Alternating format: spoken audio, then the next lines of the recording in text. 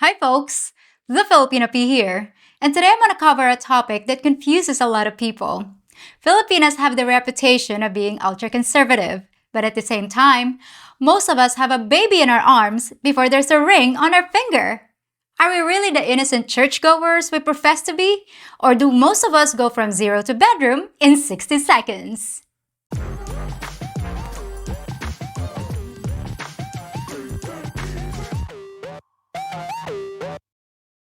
Now, before we get started, I'd like to ask you a favor. You might have noticed that my Facebook account was terminated. Don't ask me why, because I have no clue.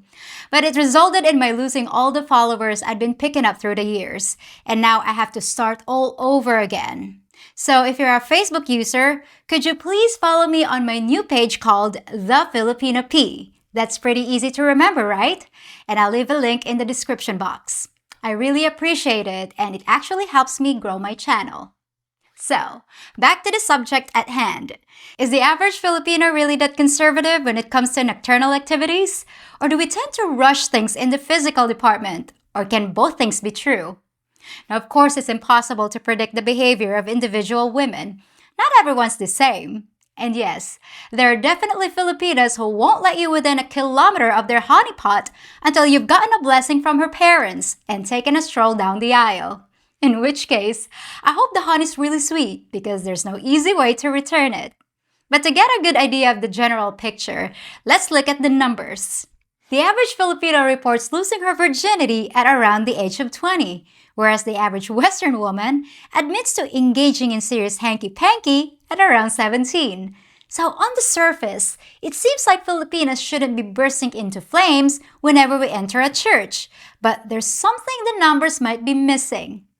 The results of the survey rely on the honor system of self-reporting. I don't think they have teams of doctors going around doing pelvic exams to determine virginity.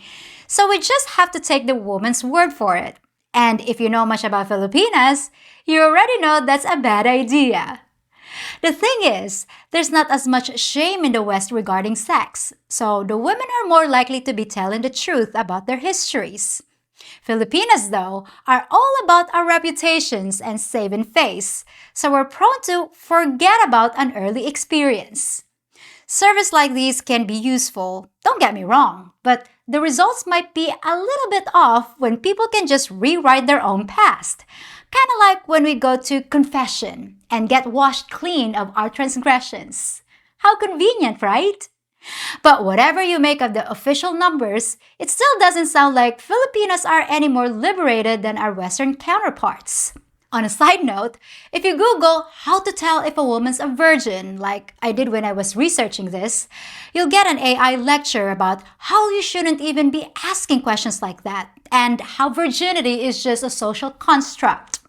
It ultimately says the best way to find out is to ask a woman. But like we just talked about, that's like asking a bank robber if they have any hidden cash. The age a woman loses her virginity is just one possible measure of promiscuity, though. So what's the real story? Just how fast does a Filipino become physical, and how physical do we get? Well, most foreigners will say we're only conservative in public when other people are watching. But once we get behind closed doors, we let more than our hair down. When you first meet us and we start texting, it seems like you're communicating with a nun from the convent. But for many of us, when we go on first date, all options are still on the table, and on the couch, and the shower, and even the kitchen floor. If you listen to what the foreigners are saying, it sounds like we're pretty easy to bag. But if you ask a Filipina, she'll definitely say she's not. So are the foreigners just bragging and exaggerating their exploits over a pint at the local pub? Or are Filipinos just living in denial? Well, now I'm gonna tell you what I've learned after talking to countless foreigners about their experiences here, as well as talking to hundreds of local women. This is where I have the advantage because Filipinos will tell me things they'd never admit to a foreign vlogger that's a man. When I'm interviewing the ladies, there's a lot of chit-chat that goes on, off the record. Stuff I would never put into a video, and stuff that's told to me in confidence. And yes, there's a whole lot of casual sex going on, even in a devout country like the Philippines. Quite a few Filipinas have confessed to sleeping with their foreign dates on the first or second night, even if it was totally out of character for them, and even if it was their first time. I'm always interested in the reasons why people do what they do. So why do Filipinas give out such confusing signals? And what's going on in our heads? It sounds like we're just liars when we say we're conservative, but 10 minutes later, we're jumping into bed with you, right? Well, we're definitely liars, but not for that reason. We actually see ourselves as being good girls, even if our actions say otherwise. It's like we're supposed to see sex as wrong and feel guilty about it. But somehow we just don't, especially after we've already lost our virginity.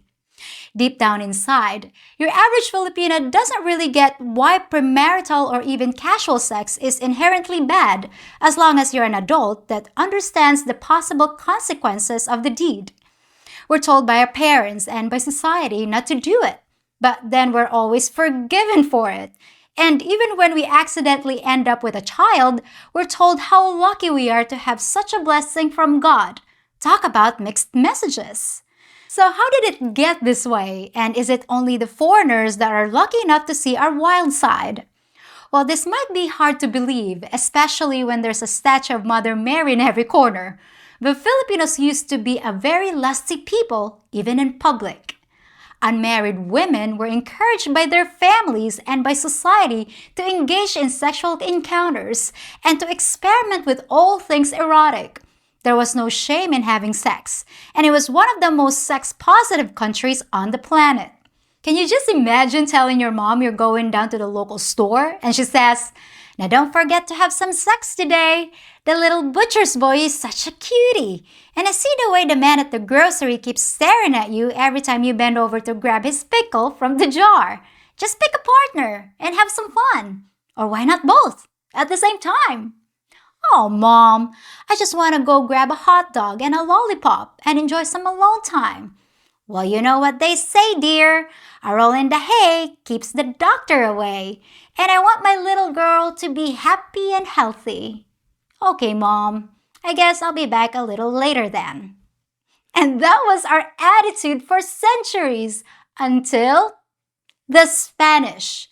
As soon as we were invaded and occupied, our Spanish overlords crammed their culture and their religion down our throats. It was not voluntary, it was mandatory, and any dissent was met with a tip of a sword.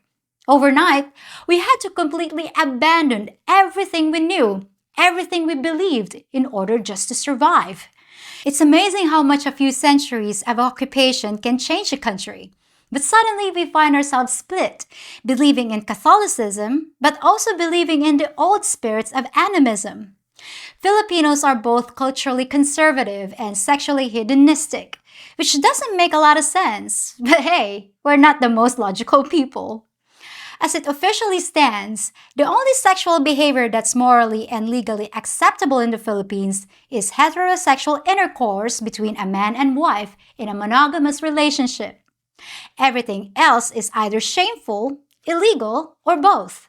Now you notice I said officially because unofficially, nothing could be further from the truth, which is why we say one thing in public and do the opposite in private.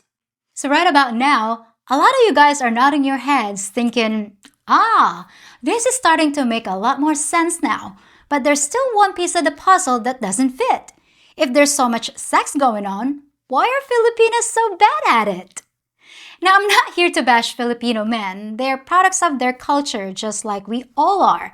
And I'm sure that long ago, when sex was encouraged and everything was out in the open, they might have been very skilled lovers, but whatever Kama Sutra kind of stuff they once knew has long been blown away by the sands of time. And by the Spanish. Damn you, Spaniards. As a result, the local guys often don't have much knowledge about how to please a woman, and most of them don't even pretend to try. The only instructions they've gotten read like an IKEA manual. Insert tab A into slot B. This is partly because in the Philippines, unmarried men and women don't spend a lot of time together behind closed doors. That would be improper. So when there's an opportunity for sex, it's often rabbit quick and pretty unfulfilling, at least for the woman. Even for married couples, sex can be a very silent and boring event because there's a good possibility that you're sharing just one room with 3 generations of the family. Nothing says flaccid like staring into the face of your father-in-law while you're trying to get your groove on with his daughter. And that's why Filipinos usually don't know anything about foreplay, and many of us assume the starfish position, so we can be passive and just let the guy do what he wants to do. Because that's all we're familiar with. For a lot of us, sex is just a spectator sport, not something we actively participate in. Doesn't even sound like much fun, so why do we seem so eager to do it with you? Well, there's a couple reasons for that. Some are obvious, and some not so much. There's very little benefit to getting slayed by a local guy, and we're more likely to actually enjoy it with a foreigner. We're happy to try something we've only heard about or seen on TV, and you guys have the reputation of knowing what you're doing when exploring south of the border. And I'm sure that's not always true, but the good part is we won't even know the difference. Almost anything's better than the smash and dash tactics of your competition. So you get bonus points just for showing up. And we know we won't be judged by you. You're a lot more open to enjoying guilt-free sex, and you won't throw it back in our faces the first time we have an argument. Another reason we might be quick to drop our drawers is to have a baby, which, unless you're married, is a really stupid thing to do. But Filipinos often take one look at a foreign face and get baby fever, even if getting the baby's dad isn't part of the equation. But the most common reason we let our physical barrier down so fast is because we're very attracted to you, and we want to lock you down. In our way of thinking, if you have sex with someone, you form a kind of bond that can never really be broken. Now, whether it's about money, status, adventure, genuine attraction, take your pick. The fact is, we generally prefer having a relationship with you, and we want to make a real impression on you while we have the chance. But how can we possibly let you enter our hidden valley and then turn around and call ourselves traditional? In what world is that compatible with casual sex? Well, in our heads, it's not really casual sex because we're thinking, hoping, dreaming that you're already ours. So what's the harm? We'll be forgiven on Sunday anyway. We still see ourselves as traditional women. Women who are loyal to our husbands. Women who are happy to stay home and cook and clean. We just happen to have a sexy side that we sometimes reveal a little too quickly. But we're counting on you to forgive our sins too. Well, that's it for this deep dive into the mind of a Filipina. And hopefully, this helped to explain our schizophrenic attitude about sex. I'll be back next Friday with another brand new episode. But don't forget to drop in every Tuesday for a classic Filipina P video with behind-the-scenes commentary. Till then, folks. If you think about it, I'm nothing like Cleopatra. I never ruled a nation, I never married my brother, and I certainly don't live in denial. In fact, about the only thing we have in common is an appreciation of slightly older men. You could consider me a diplomat though, because my videos attempt to bridge the gap between the sexes and between Eastern and Western culture. I'll always bring you something new to consider, and I hope you enjoy my efforts. If you do, please remember to give a thumbs up on this video, subscribe to my channel, and hit the notification bell so you can see my future content.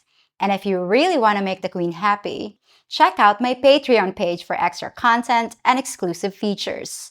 But if you don't like my videos, then you can kiss my asp.